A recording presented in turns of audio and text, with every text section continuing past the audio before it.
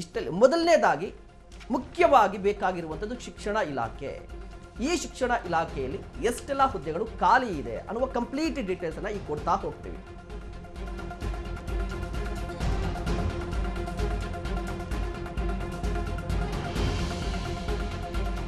ರಾಜ್ಯದಲ್ಲಿ ಹಳ್ಳ ಹಿಡಿದಿದೆ ಶಾಲಾ ಶಿಕ್ಷಣ ಮತ್ತು ಸಾಕ್ಷರತಾ ಇಲಾಖೆ. ಯಾಕೆ ಹೀಗೆ ಹೇಳ್ತಾ ಇದ್ದೀವಿ ಅಂತಂದ್ರೆ, ಶಾಲಾ ಶಿಕ್ಷಣ ಮತ್ತು ಸಾಕ್ಷರತಾ ಇಲಾಖೆಯಲ್ಲಿ 70,277 ಹುದ್ದೆಗಳು ಖಾಲಿ ಇರುವಂತದ್ದು.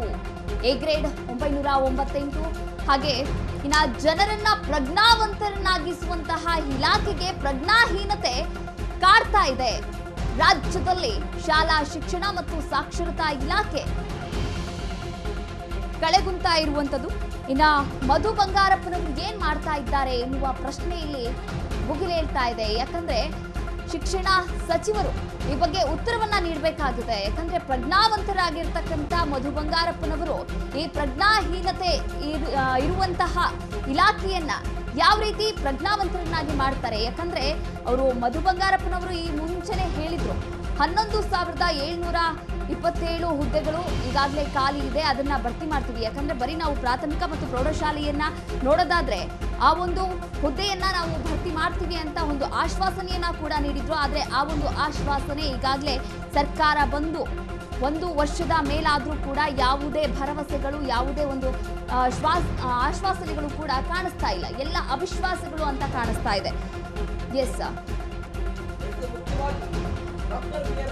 ಅಂಬೇಡ್ಕರ್ ಅವರು ಒಂದು ಮಾತನ್ನು ಹೇಳ್ತಾರೆ. ಅವರು ಘೋಷವಾಕ್ಯದಲ್ಲಿ ಶಿಕ್ಷಣ ಸಂಘಟನೆ ಹೋರಾಟ ಅಂತ ಹೇಳ್ತಾರೆ. ಅಂದ್ರೆ ಶಿಕ್ಷಣಕ್ಕೆ ಮೊದಲ ಆದ್ಯತೆ ಅಂತ ಹೇಳ್ತಾರೆ. ಎಲ್ಲರೂ ಕೂಡ ಅಕ್ಷರಸ್ಥರಾಗಬೇಕು, ಎಲ್ಲರೂ ಕೂಡ ಶಿಕ್ಷಣವನ್ನು ಪಡೆದುಕೊಳ್ಬೇಕು ಅಂತ ಹೇಳಿ.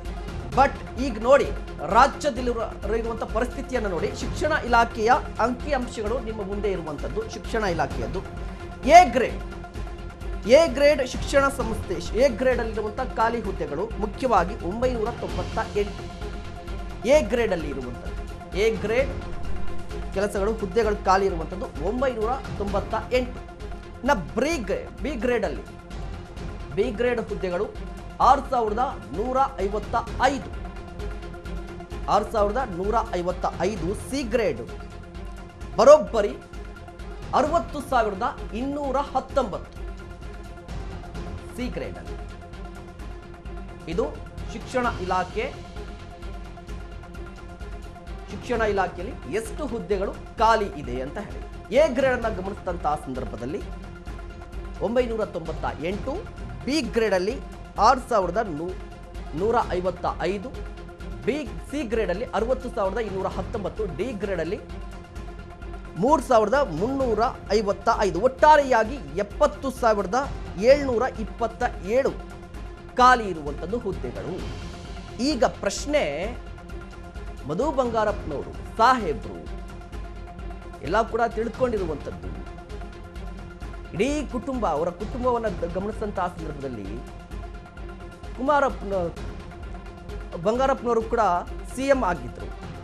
ಅಂದರೆ CM ಮನೆತನದಿಂದ ಬಂದಂತಹ ಮಧು ಬಂಗಾರಪ್ಪನವರು ಸಾಕಷ್ಟು ನಿರೀಕ್ಷೆಗಳಿತ್ತು. ಮಧು ಬಂಗಾರಪ್ಪನವರು ಈ ಖಾತೆಯನ್ನು ವಹಿಸಿಕೊಂಡಂತಹ ಸಂದರ್ಭದಲ್ಲಿ ಯಾಕೆ ಅಂತ ಹೇಳಿದ್ರೆ, ಈ ಹಿಂದಿನ BJP ಸರ್ಕಾರ ಒಂದಿಷ್ಟು ಎಡವಟ್ಟುಗಳನ್ನು, ವಿವಾದಗಳನ್ನು ಮಾಡಿಕೊಂಡಿತ್ತು.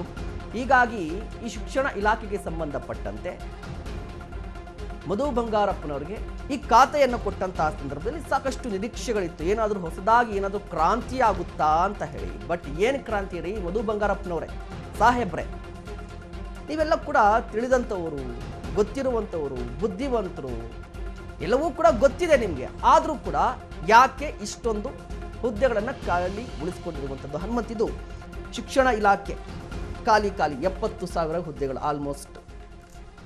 ಸರ್ಕಾರದ 34 ಇಲಾಖೆಗಳು ಮತ್ತು ಅದರ ಅಧೀನದಲ್ಲಿ ಬರುವಂತಹ ಒಂದಷ್ಟು ಇಲಾಖೆಗಳನ್ನು ಸೇರಿಸ್ಕೊಂಡ್ರೆ ಒಟ್ಟು 43 ಇಲಾಖೆಗಳಲ್ಲಿ ಹೈಯೆಸ್ಟ್ ಫಸ್ಟ್ ರ್ಯಾಂಕ್ ಪಡೆದಿದೆ.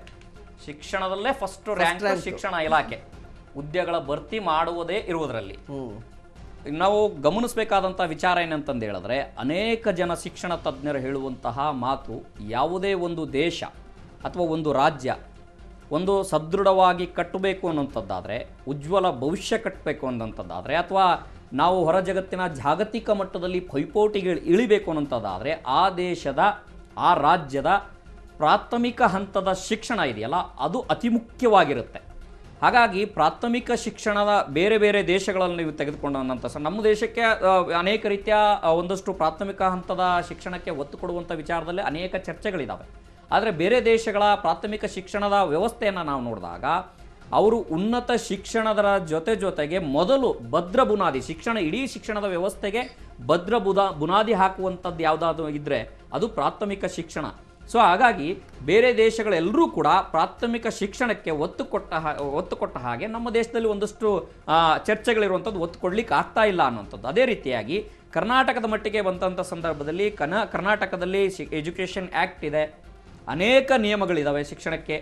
ಆದರೂ ಕೂಡ ಮತ್ತು ಸರ್ಕಾರವು ಕೂಡ ಅನೇಕ ರೀತಿಯ ಶಿಕ್ಷಣದ ಅಭಿವೃದ್ಧಿಗೆ ಅನೇಕ ರೀತಿಯ ಬಜೆಟ್ನಲ್ಲೂ ಕೂಡ ಹಣ ಮೀಸಲಿಟ್ಟಿದೆ, ಪ್ರಗತಿಯನ್ನು ಸಾಧಿಸಬೇಕು ಅನ್ನೋಂಥದ್ದು. ಆದರೆ ನೀವು ಏನೇ ಹೇಳಿದ್ರೂ ಕೂಡ ಅಲ್ಲಿ ಕೆಲಸ ಮಾಡಲಿಕ್ಕೆ, ಬೋಧನೆ ಮಾಡಲಿಕ್ಕೆ ಬೋಧಕರಿರ್ಬೇಕು, ಬೋಧಕೇತರರಿರ್ಬೋದು.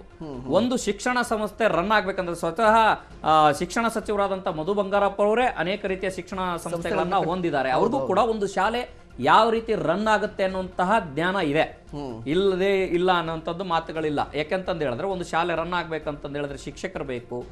ಶಿಕ್ಷಕರು ಅಂತಂದ ಸಂದರ್ಭದಲ್ಲಿ ದೈಹಿಕ ಶಿಕ್ಷಕರಾಗಿರ್ಬೋದು, ವಿಷಯವಾರು ಶಿಕ್ಷಕರಿರ್ಬೋದು, ಇವತ್ತು ಬೋಧಕೇತರ ಒಂದು ಶಿಕ್ಷಣದ ಪಾಠವನ್ನ ಮಾಡುವಂತ ಶಿಕ್ಷಕರ ಹುದ್ದೆಗಳನ್ನ ಭರ್ತಿ ಮಾಡುವಂತದ್ದು ಬೇರೆ, ಬೋಧಕೇತರ ಅಂದ್ರೆ ಒಂದು ಶೈಕ್ಷಣಿಕ ವರ್ಷ ಕಂಪ್ಲೀಟ್ ಆಗ್ಬೇಕು ಅಂತಂದು ಹೇಳಿದ್ರೆ ಎಲ್ಲವನ್ನೂ ಕೂಡ ಎಲ್ಲ ಕೆಲಸವನ್ನು ಶಿಕ್ಷಕರೊಬ್ಬರೇ ಮಾಡ್ಲಿಕ್ಕೆ ಆಗಲ್ಲ. ಸೊ ಆ ಕಾರಣಕ್ಕಾಗಿ ಬೋಧಕೇತರ ಹುದ್ದೆಗಳನ್ನು ಕೂಡ ಭರ್ತಿ ಮಾಡುವಂತಹ ಅನಿವಾರ್ಯತೆ ಇದೆ. ಆದರೆ ಪ್ರಶ್ನೆ ಇರೋದೇನಂತಂದು ಹೇಳಿದ್ರೆ ಈಗಾಗಲೇ ಮಧು ಬಂಗಾರಪ್ಪ ಅವರು ಕೂಡ ಅನೇಕ ಬಾರಿ ಹೇಳಿದ್ದಾರೆ, ಕಳೆದ ಇದರಲ್ಲಿ ಮತ್ತೆ ನಿನ್ನೆ ಅಧಿವೇಶನದಲ್ಲೂ ಕೂಡ ಮಾತನಾಡುವಂಥ ಸಂದರ್ಭದಲ್ಲೂ ಕೂಡ ಅನೇಕ ಬಾರಿ ಹೇಳಿದ್ದಾರೆ, ನಾವು ಹಂತ ಹಂತವಾಗಿ ಹುದ್ದೆಗಳನ್ನ ಭರ್ತಿ ಮಾಡ್ತಾ ಇದ್ದೇವೆ, ಹಂತ ಹಂತವಾಗಿ ನಾವು ಅದನ್ನ ಭರ್ತಿ ಮಾಡಿಬಿಡ್ತೇವೆ ಕೊಟ್ಟ ಮಾತಂತ. ಯಾಕಂದ್ರೆ ಪ್ರಣಾಳಿಕೆ ಸಮಿತಿಯ ಉಪಾಧ್ಯಕ್ಷರು ಕೂಡ ಆಗಿದ್ರು, ಪ್ರಣಾಳಿಕೆಯಲ್ಲೂ ಕೂಡ ಅವರು ಹುದ್ದೆಗಳನ್ನ ಭರ್ತಿ ಮಾಡ್ತೇವೆ ಅನ್ನುವಂಥ ಮಾತುಗಳನ್ನು ಕೂಡ ಹೇಳಿದ್ದಾರೆ.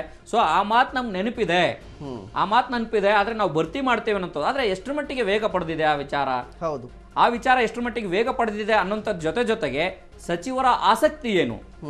ಯಾಕೆಂತಂದು ಹೇಳಿದ್ರೆ ಒಂದು ಪ್ರಾಥಮಿಕ ಇವತ್ತು 727 ಏನು ಹುದ್ದೆಗಳೇನಿದಾವೆ, ಇದು ಕೇವಲ ಒಂದು ಅಂಕೆ ಅಲ್ಲ, ಇದು ಭವಿಷ್ಯ. ಹೌದು, ಮಕ್ಕಳ ಭವಿಷ್ಯವನ್ನ ಯಾರು ರೂಪಿಸಬೇಕು? ಪ್ರಾಥಮಿಕ ಶಿಕ್ಷಣ ಇಲಾಖೆ. ಮತ್ತೆ ಅನೇಕ ರೀತಿಯಾಗಿ ಇವತ್ತು ನೀವು ಬೇರೆ ವಿಚಾರಕ್ಕೆ ನೋಡಿ, ಯಾವ್ದಾದ್ರು ಒಂದು 10,000 ಹುದ್ದೆಗಳಿಗೆ ನಾವು ಭರ್ತಿ ಮಾಡ್ತೀವಿ ಅಂತಂದು ಹೇಳಿದ್ರೆ ಅರ್ಜಿ ಅಪ್ಲಿಕೇಶನ್ ಎಷ್ಟು ಜನ ಬರ್ತವೆ? ಲಕ್ಷಾಂತರ ಜನ ಬರ್ತಾರೆ. ಲಕ್ಷಾಂತರ ಜನ ಬರೋದಷ್ಟೇ ಅಲ್ಲನೆ ತಮ್ಮ ಊರುಗಳನ್ನ ಬಿಟ್ಟು ಪರೀಕ್ಷಾ ಕೇಂದ್ರಗಳಿಗೆ ಬಂದು ಪರೀಕ್ಷಾ ಬರೆದು ಈ ರೀತಿಯ ಪರೀಕ್ಷಾ ಅಕ್ರಮಗಳು ಬೇರೆ, ಅದಕ್ಕೆ ಚರ್ಚೆಗೆ ದೊಡ್ಡ ಚರ್ಚೆ ಪಡ್ಕೊಳ್ಳುತ್ತೆ. ಆದ್ರೆ ಒಂದು ಸರ್ಕಾರವಾಗಿ ಯಾವ ರೀತಿ ನಿಭಾಯಿಸಬೇಕು ಅದನ್ನ ನಿಭಾಯಿಸುವಂತದ್ರಲ್ಲಿ ಎಲ್ಲ ಒಂದು ಕಡೆಗೆ ಸ್ವಲ್ಪ ಬ್ರೇಕ್ ಆಗ್ತಾ ಸರ್ಕಾರ ಹೋಗ್ತಾ ಇದೆ ಅಂತ. ಅದಕ್ಕೆ ಆರ್ಥಿಕ ಮಿಥ್ಯೆಗಳು ಸಾಕಷ್ಟು ಇದಾವೆ. ಆರ್ಥಿಕ ಇಲಾಖೆಗೆ ಅಂದ್ರೆ ಇದನ್ನು ಈಗಲೇ ಹೇಳ್ಬಿಡ್ತೀನಿ, ಮುಂದೆ ಅನೇಕ ಇಲಾಖೆಗಳಿಗೂ ಚರ್ಚೆ ಬರುತ್ತೆ. ಈಗ ಏನಾಗುತ್ತೆ, ಸಿಎಂ ಸಿದ್ದರಾಮಯ್ಯ ಅವರು ಇಲ್ಲ ಹುದ್ದೆಗಳನ್ನು ಖಾಲಿ ಇರುವಂತಹ ಹುದ್ದೆಗಳನ್ನ ಭರ್ತಿ ಮಾಡಿಬಿಡೋಣ ಅನ್ನುವಂಥ ಮಾತುಗಳನ್ನ ಹೇಳ್ತಾರೆ.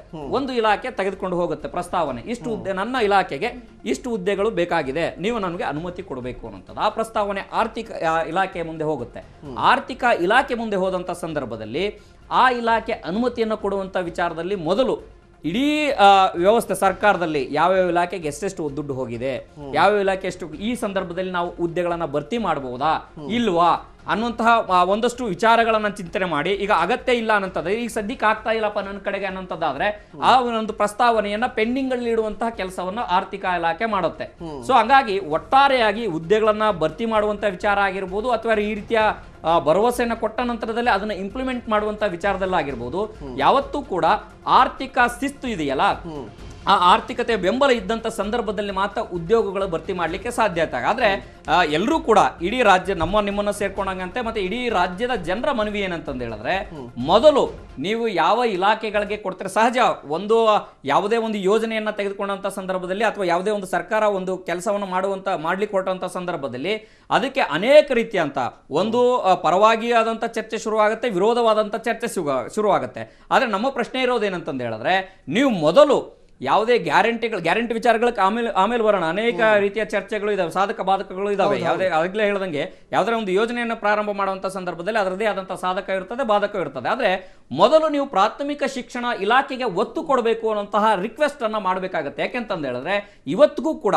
ಸರ್ಕಾರಿ ಕನ್ನಡ ಶಾಲೆಗಳು ಉಳಿಯುವಂತಹ ಪ್ರಶ್ನೆಗಳು ಬಂದಂಥ ಸಂದರ್ಭದಲ್ಲಿ ಅನೇಕ ರೀತಿ ಇವತ್ತು ಖಾಸಗಿ ಶಾಲೆಗಳ ಬೆಳವಣಿಗೆ ಜಾಸ್ತಿ ಆಗ್ತಾ ಇದೆ, ಸರ್ಕಾರಿ ಶಾಲೆಗಳಿಗೆ ಮಕ್ಕಳು ಬರ್ತಾ ಇಲ್ಲ. ಯಾಕೆ ಮಕ್ಕಳು ಬರ್ತಾ ಇಲ್ಲ ಅಂತ ಹೇಳಿದ್ರೆ ಶಿಕ್ಷಕರ ಕೊರತೆ, ಮತ್ತೆ ಇರುವಂಥ ಶಿಕ್ಷಕರಿಗೆ ಅನೇಕ ರೀತಿಯ ಕೆಲಸಗಳು ಪಾಠ ಮಾಡುವಂಥ. ಇವತ್ತು ನಾನು ಹಿಂದಿ ಪಾಠವನ್ನು ಮಾಡ್ತೀನಿ ಅಂತಂದು ಹೇಳಿದ್ರೆ ಹಿಂದಿ ಕ್ಲಾಸ್ಗೆ ಹೋಗುವಂಥ ಸಂದರ್ಭದಲ್ಲಿ ಅನೇಕ ರೀತಿಯ ರೆಕಾರ್ಡ್ಗಳನ್ನು ಮೇಂಟೈನ್ ಮಾಡಬೇಕು.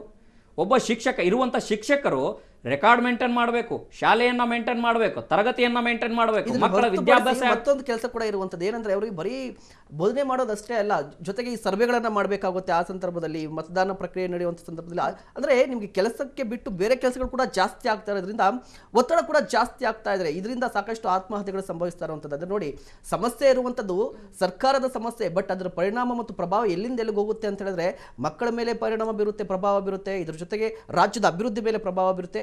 ಇದ್ರ ಮುಖ್ಯವಾಗಿ ಜೀವವನ್ನು ಕಳೆದುಕೊಳ್ಳುವಂಥ ಸಾಧ್ಯತೆಗಳು ಹೆಚ್ಚಾಗಿರುವಂಥದ್ದು ನಾವು ಸಾಕಷ್ಟು ಬಾರಿ ನೋಡಿದ್ವಿ. ಒತ್ತಡಗಳಿಂದ ಜಾಸ್ತಿ ನಮಗೆ ಪ್ರೆಷರ್ ಜಾಸ್ತಿ ಆಗಿದೆ ಅಂತ ಹೇಳಿ ತಡ್ಕೊಳ್ಳದೆ ಆತ್ಮಹತ್ಯೆಯನ್ನು ಮಾಡ್ಕೊಂಡಿರುವಂಥದ್ದು. ಎಷ್ಟು ಮುಖ್ಯವಾಗಿ ಇದು ವೀಕ್ಷಕರು, ಇದು ಕೇವಲ ಶಿಕ್ಷಣ ಇಲಾಖೆ ಮಾತ್ರ ಅಲ್ಲ, ಇನ್ನೂ ಸಾಕಷ್ಟು ಇಲಾಖೆಗಳಿರುವಂಥದ್ದು. ಎಲ್ಲ ಇಲಾಖೆಗಳಿಗೆ ಸಂಬಂಧಪಟ್ಟಂತೆ ಕಂಪ್ಲೀಟ್ ಡೇಟಾ ಒಂದಿಗೆ, ಅಂಕಿಅಂಶಗಳೊಂದಿಗೆ ಮತ್ತಷ್ಟು ಮಾಹಿತಿಯನ್ನು ಕೊಡ್ತೀನಿ ಸಣ್ಣ ಬ್ರೇಕ್ನ ನಂತರ.